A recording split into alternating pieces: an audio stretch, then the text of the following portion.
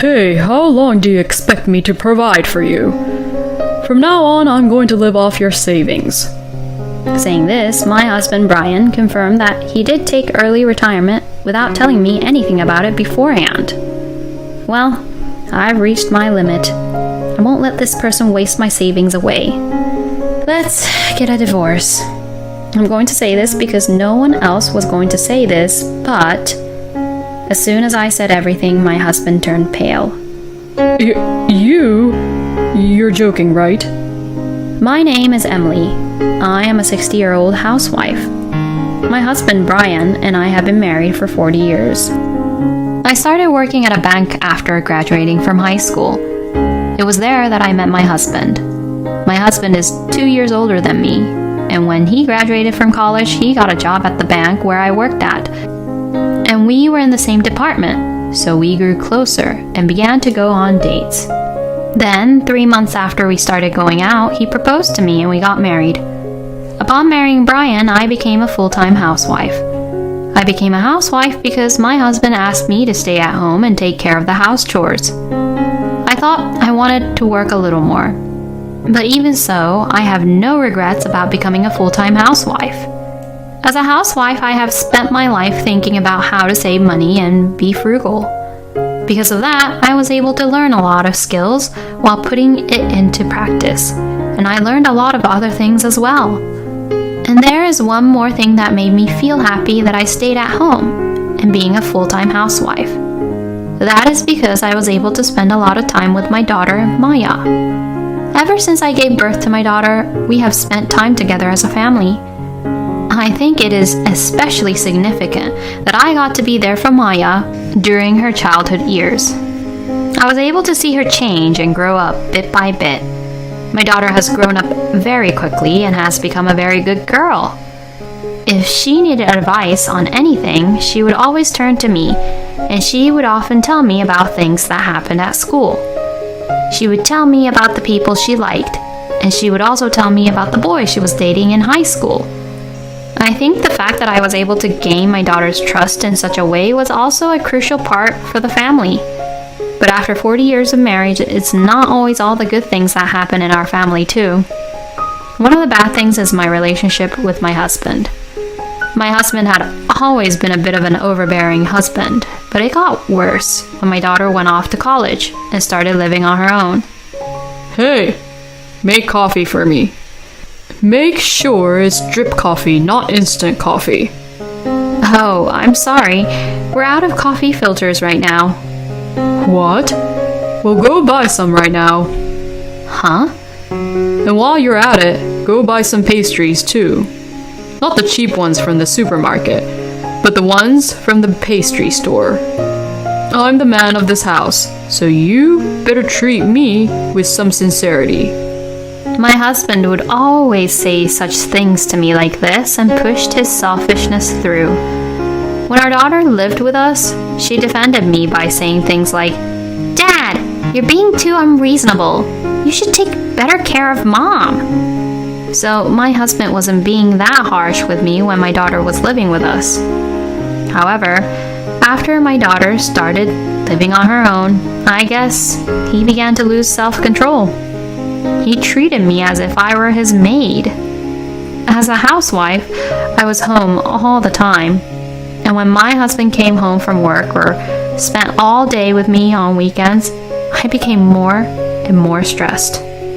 After more than 20 years of marriage, I could not take it anymore and thought about getting a divorce from Brian. So one time, I made up my mind to request Brian for a divorce.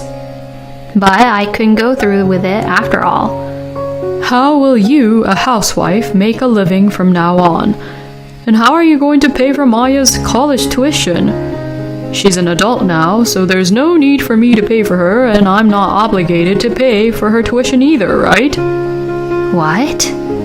If you're willing to pay for our daughter's tuition while also taking responsibility for your own life, then fine, we can get a divorce. I was surprised to hear my husband say such a thing. I instantly felt uneasy. I could never do that, and I couldn't let my daughter drop out of college. So I decided to give up on the divorce then. Mom, I'm sorry. I put you through so much. It's all because of me. Oh, it's okay. Maya, honey, you didn't do anything wrong. It's my fault for not being prepared for a situation like this. So that's why I've decided that I'll work. Of course, I have to take care of the house chores, so I decided that I'll work part-time, work the hours like a full-time employee as much as possible. I see, but don't push yourself too hard, okay? Yeah, thank you, honey. And I started working at a bank teller's office. I get to work 5 days per week from 9 a.m. to 16 p.m. I can balance my work with my house chores without any major issues. My husband was against it, but I did my best to make myself go through with it. Going out into the world and working again has been quite positive for me. First of all, I can now afford to be financially comfortable, and I have more opportunities to communicate with people other than my husband, which has helped me mentally calm down. I was earning roughly $2,200 a month, but I decided to put $200 into the family budget to cover only for food expenses, use about $200 as my own allowance, and save the remaining $800. My husband made fun of me for not using much makeup on and not buying new clothes, and I didn't care and focused on saving money. Someday, I would leave my husband and become independent. When I made up my mind to do so, I was able to focus to do my best. And my daughter came home regularly and took care of me. Thanks to that, I was able to live a much easier life mentally than in the past.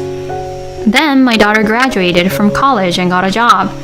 She started working hard as a company employee.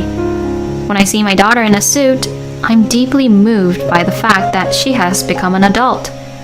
My daughter became a respectable member of the society, and a few years after she became a company employee, she was promoted in her department.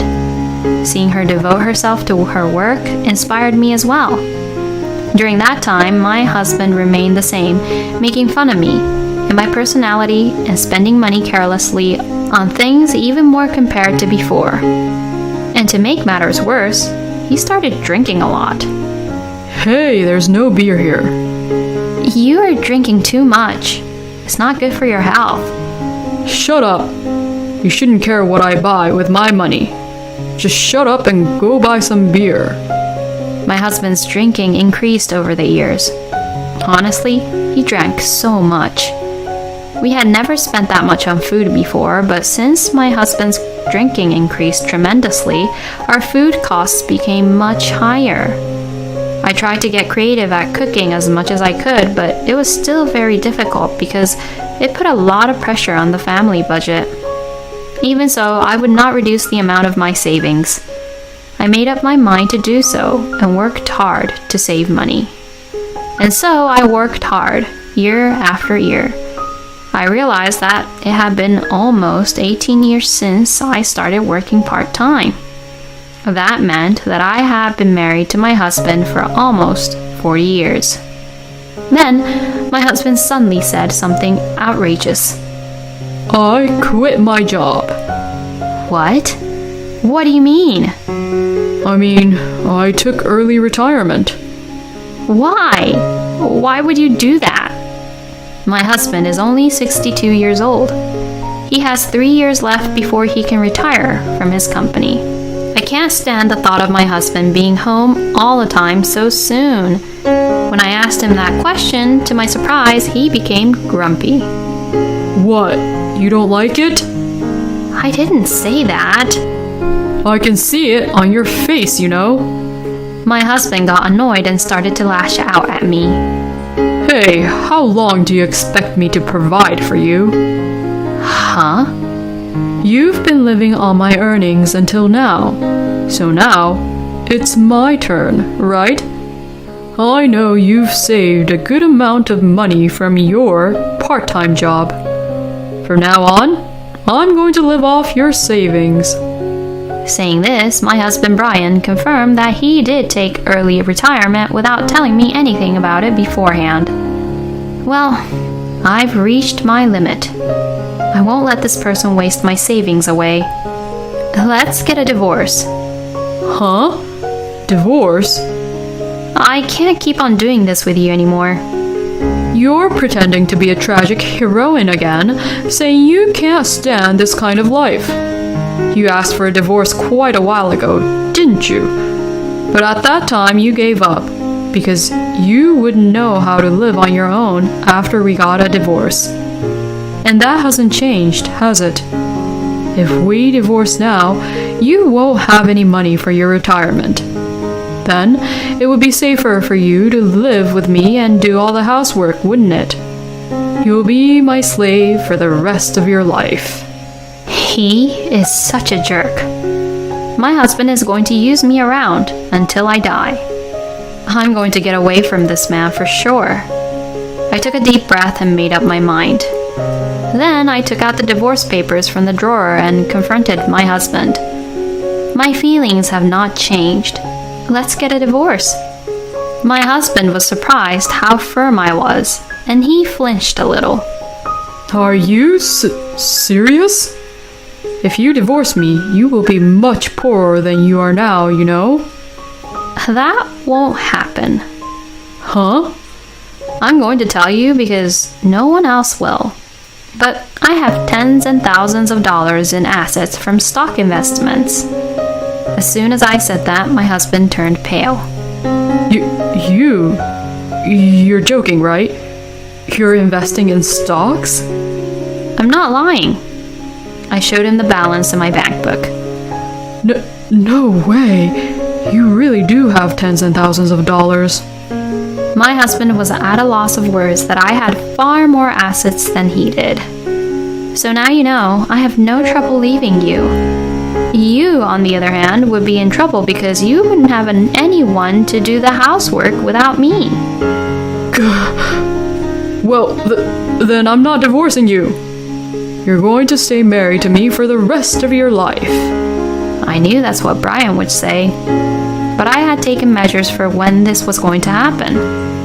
I'm sorry, but I'm definitely going to divorce you, so you'll have to give up.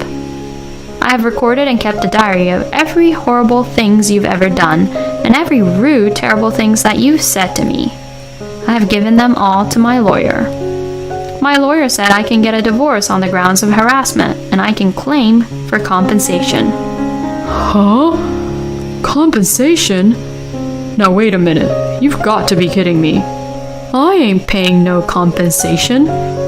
You have no right to veto it. No matter how much you scream or shout and make a fuss, divorce and compensation are absolute. Shut up. You're my slave. Don't disobey your master.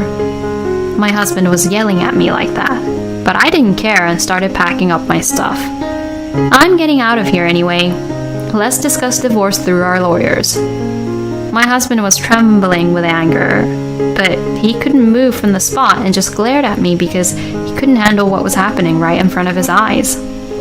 I then grabbed my stuff and immediately went to my daughter's house. My daughter had been married once, but divorced due to her ex-husband's affair, and was now working as a single mother, raising a cute little boy. Maya was a career woman, and she was making a lot of money, so she had plenty of rooms, and she had no problem at all with me moving in.